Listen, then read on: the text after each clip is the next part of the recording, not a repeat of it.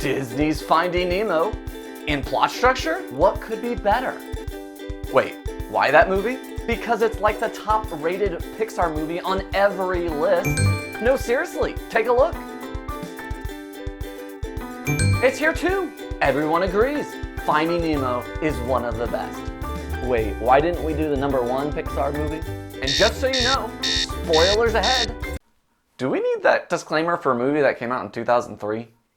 So let's have some fun.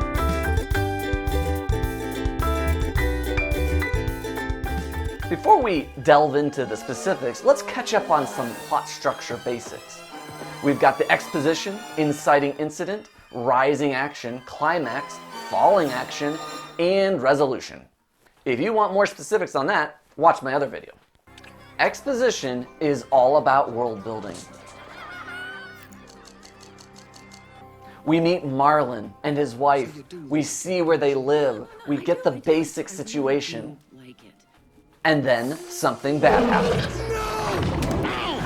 You might be thinking, it's conflict. Isn't the line flat? Exposition does not start the main conflict. And what we have right here is a flashback because we need some background information before the actual story begins. Speaking of story structure, what's interesting here is that the writers were originally going to sprinkle this flashback throughout the entire movie. But they learned that having it at the beginning helped the audience understand Marlin's motivations throughout the rest of the story. Dad, maybe while I'm at school, Which leads us to the father-son relationship. Have you ever met a shark? No, and I don't plan to. We even get wind, am I allowed to use that saying? About the dangers right outside the reef. Remember about the ocean. It's not safe. That's my boy. But the whole point of the exposition is to set up one of the themes of the movie. Trust. You know you can't swim well. I can swim fine, Dad, okay? And now we reach the inciting incident. Nemo! He touched the butt. No! Dad! Now that we know the main conflict, Marlin must save his son.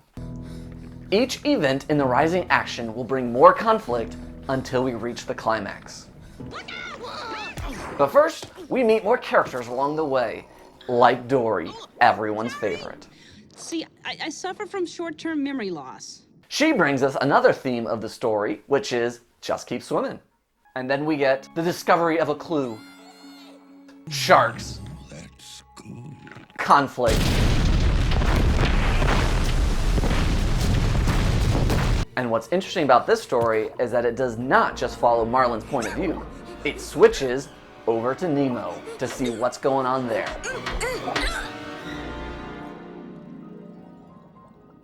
The writers up the ante, so to speak, because we also learn that Nemo's possible demise is in 5 Send days. him off to his death.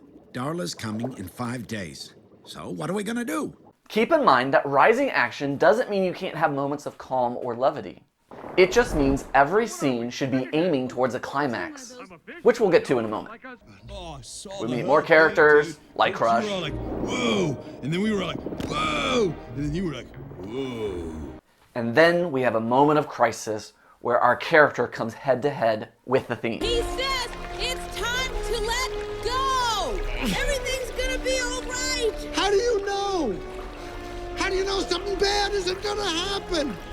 I don't.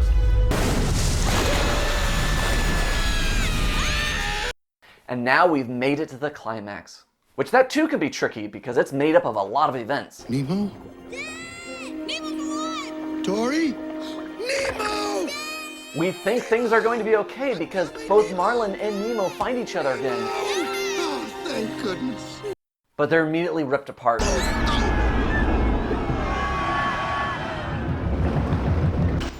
This is the climax because it's the greatest moment of tension.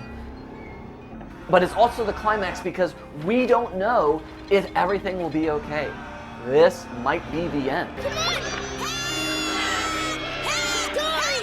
And this is how you know when you have a good story, when the theme comes into play during the climax. No! We have to tell all the fish to swim down together. Get out of there I now! know this will work.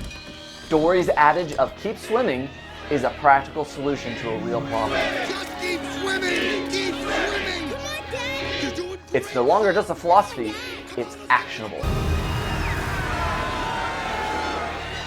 At the end of the climax, we don't know if Nemo survived.